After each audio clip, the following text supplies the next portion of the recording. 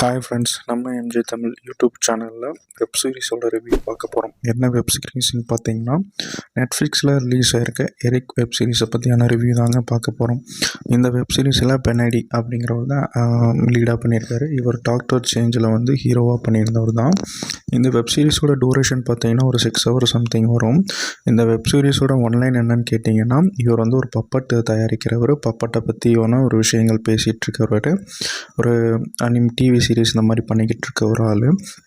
இவரோட பையன் தொலைஞ்சு போயிடுவான். தொலைஞ்சு போனதுக்கப்புறம் திரும்ப வந்தானா இல்லையாங்கிறது தான் கதை. அதை பையனை கண்டுபிடிச்சாரா இல்லையாங்கிறது தான் கதை.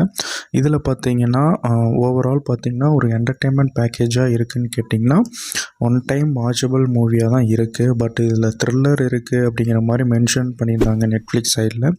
பட் எனக்கு ஒன்றும் த்ரில்லராக எதுவுமே இல்லை. இது ஆல்ரெடி இந்த கருப்பர் இந்த பிளாக்கை பற்றி ஒயிட்டை பற்றி பேசுகிற அமெரிக்கன்ஸை பற்றியும், அப்புறம் வந்து சைல்டு அப்யூஸ் பற்றியும், குழந்தைங்கள சின்ன சின்ன பசங்களை சைல்டு அப்யூஸ் பண்ணுறத பற்றியும், போதை பற்றியும், அப்புறம் இந்த பப்பட்டை இவர் தயாரித்து இவரோட ஹஸ்பண்ட் அண்ட் ஒய்ஃப்குள்ளே நடக்கிற சின்ன சின்ன ப்ராப்ளம்ஸ் பற்றியும் நிறையா விஷயங்கள் சொல்லியிருக்காங்க. பட் ஒரு என்டர்டெயின்மெண்ட் பேக்கேஜாக இது வந்து சொல்லியிருக்காங்க அப்படின்னு கேட்டிங்கன்னா, எனக்கு வந்து அவ்வளோக்கான ஒரு என்டர்டெயின்மெண்ட் பேக்கேஜாக இந்த படம் இல்லை.